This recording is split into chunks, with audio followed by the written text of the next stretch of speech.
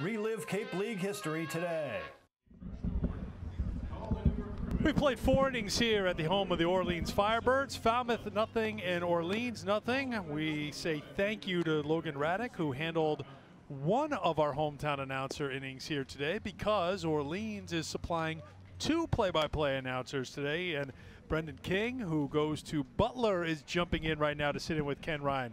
We welcome you, Brendan. Well, thank you so much. Really appreciate it. And here in the top of the 5th for the Orleans Firebirds against the Falmouth Commodores. Glad to be with Ken Ryan here. Ken, how are you?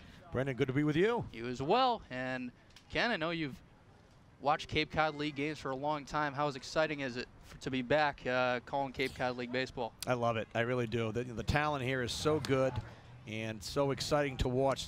Many of these players, as we know, will move on to professional baseball, to the big leagues, and some of the players that we're watching tonight, you know, will at some point be making an all-star game. So Kirk McCarty still on the mound for the Orleans Firebirds out of Hattiesburg, Mississippi. Goes to southern Mississippi, as you see number 7 there. Lefty and very deceptive with his delivery, and there's a chopper to the second baseman, Kirtley, by Bryce Johnson. Kirtley will just field over to Ethan Paul for the first out of the inning. And Zach Kirtley this year, we've seen a lot of Zach, but in a lot of different positions. He's listed as a first baseman coming out of St. Mary's, but actually I was told by his dad he's never played a game of first base in his life. So we've seen him at second base this year, shortstop, third base. He can move all around the infield, and he's so valuable to this team. Well, that's the kind of player that you want if you're a coach. You know, a player that can play anywhere, give somebody a day off here and there, and feel confident wherever you put him. That's the big thing. Here's J.J. Matajevic, and he takes a ball on the outside corner. But Kirk McCarty this year, sure, as I said, has been deceptive. His delivery is very slow to the plate. Likes to use some off-speed stuff, but there's a fastball inside corner, 2-0 here on Matajevic. Matajevic arriving very late in the CCBL season from Arizona. Was their cleanup hitter, was Arizona's, and actually his debut in the CCBL, we saw him in Falmouth and really had a good game against the Firebirds. McCarty to the plate against Matajevic, and a slider just off the plate, 3-0. Matajevic, just a 200 hitter, but we know he's talented and has a lot of power as well, the Wildcat. And McCarty to the plate, 4-ball walk to Matajevic. So McCarty, who doesn't walk a lot of people, but definitely being protective around Matajevic. He knows how hard he can hit, and obviously he doubled to start off the ball game. And McCarty just knows how dangerous he is. Yeah, well, we talked about his base on balls coming into this game. He only had 1, and that's his 4th of the ball game. But so here's Tristan Gray out of Rice. He's a 294 hitter, and he steps in, the lefty, and he takes a ball on the outside corner, and Riley Adams will go have a chat with his pitcher. yeah, that's a good trip right now. Just kind of slow his pitcher down a little bit, working a little too fast, and just to break in the action to kind of get him back on track. And that's a good trip by Riley Adams, recognizing that his pitcher has lost his groove a little bit and trying to get him back on track. Well, Riley Adams was drafted by the Cubs out of high school, and if you're going to get drafted by the Cubs and Theo Epstein, you sure have to have a lot of potential, as McCarty will check on Matajevic as first base. But Riley Adams, one of the best defensive catchers in the CCBL. The hitting has really came around.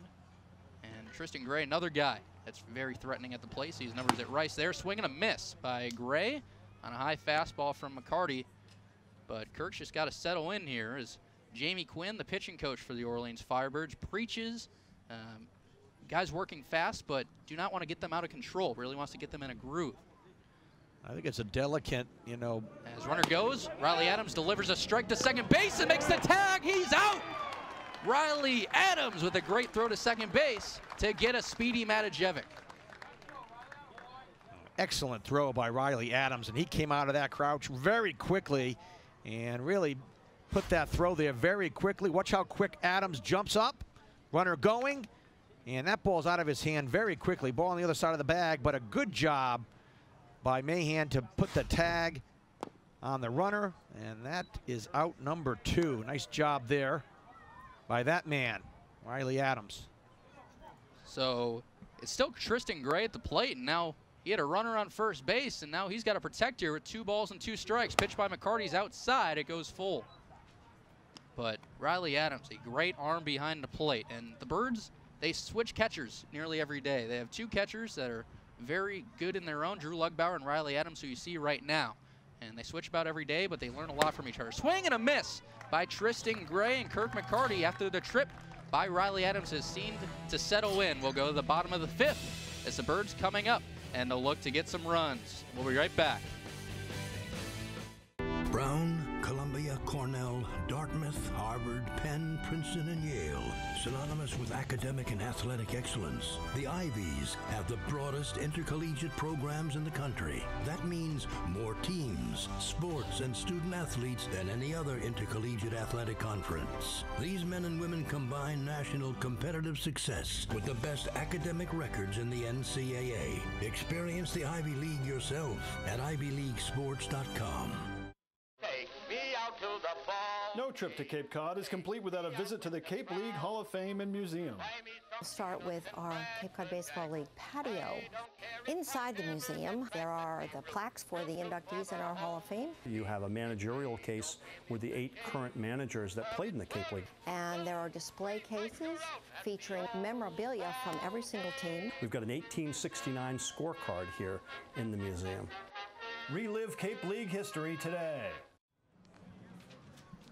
And welcome back to 103-year-old Eldridge Park, as one of the oldest ballparks in the CCBL, but has been taken care of so well here in Orleans, and the town really shows their support out here, and you can tell as they packed the hill here and packed the outfield as well on July 3rd. Had over 2,300 people come out, and that was a fun ball game.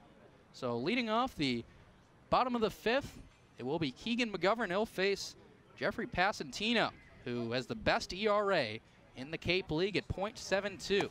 And Keegan takes a strike. It's 0-1. Well, Passantino having to match McCarty on the other side. Both of these pitchers excellent tonight. McGovern swings and misses. Now Keegan McGovern, just a 185 hitter, but he has a lot of power, typically a DH. He's playing left field today. But typically, McGovern will DH against righties, and a guy off the bench, Chris Triano, will DH against lefties. But a lot of power from McGovern, and he chops it to the second baseman, Gray. He'll field on a hop and throw over to first to get McGovern. So McGovern's retired on a nice play by Gray, just routine. So here's Zach Kirtley. Kirtley, the 8-hitter, and came into this Cape League season as the Birds' 2-hitter. And since then, he came in on a tear and even got up to second place in the Cape League in RBIs. But got in a little slump, and then now in the 8-hole, he's there because Kelly Nicholson wants him to drive in more runs, and there he takes a ball and actually takes a strike, late call by Mertzel. But Kelly Nicholson says in the 8-hole, Kirtley's going to see a lot more fastballs. He will, and an opportunity for him to get back on track. As you mentioned, seeing the ball very well earlier in the season, but dropping him down in the lineup, he will see a lot more fastballs. He'll be challenged a lot more, and an opportunity maybe for Kirtley to get things going again. Zach Kirtley hits a lot of line drives, had a great session at Fenway Park during CCBL workout days. He takes a slider just off the plate. But a couple days ago, every team went to Fenway to work out, and Zach Kirtley, one of the most impressive hitters, as he just banged a lot of balls off the green monster. Hit from Passantino. It's a fastball on the outside corner for a strike, but Kirtley didn't hit any over the monster, but was sure striking it quite a lot. But a great opportunity for all of those players just to set foot at Fenway Park, get a chance to take batting practice, get a feel for what it feels like to be in a big league stadium. 1-2 on Kirtley. Pitch from Passantino's a slider that gets Kirtley swinging, and he's not happy with himself, as that's nasty from Passantino to get Kirtley. You could tell why Passantino's so talented and has that ERA. That 4th strikeout of the game, and this one on the curveball. Watch where this one goes, straight down. Down and away from Kirtley, and that is a very nasty pitch. Very impressive. Both of these starters, good stuff, and they continue to pound the strike zone. Passantino again, another first pitch strike. That's what it's all about, right? Absolutely. That first pitch strike, working ahead, getting that first pitch in there, being aggressive with that first pitch. Garrett Bench chops one down the first base line, but foul. Quickly 0-2 on the Oklahoma State Cowboy. But we know Pasantino can go deep in the ball games. Last start against Katuitt went 7 innings, got the win, just allowed 2 hits. Garrett Benj is a guy that's trying to get the bat swing here, late arrival from Oklahoma State, went very far in the College World Series, and he's just trying to adjust to those wood bats. 0-2 on Benj, and he chops one off himself. That'll be a foul ball.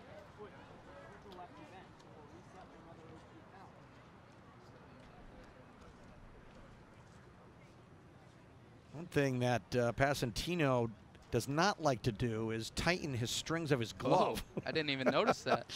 As you see the strings hanging, is that maybe something deceptive for the hitters to look at? Wow. That's 0-2 on Benj. The pitch to him, and a chopper to the first baseman, Matajevic. He's got to hurry as Benj is hustling down the first base line, but he throws to Pasantino, and that'll do it for the bottom of the 5th. Brendan King, you did a tremendous job. We Hey, I appreciate your it. time. Enjoy the rest of your time here on the Cape. Hey, thank you so much. Say Really hello to the appreciate it. Butler Bulldogs Hey, for you us. betcha. You betcha. Thanks, Ken. Heading to the 6th. We're still scoreless.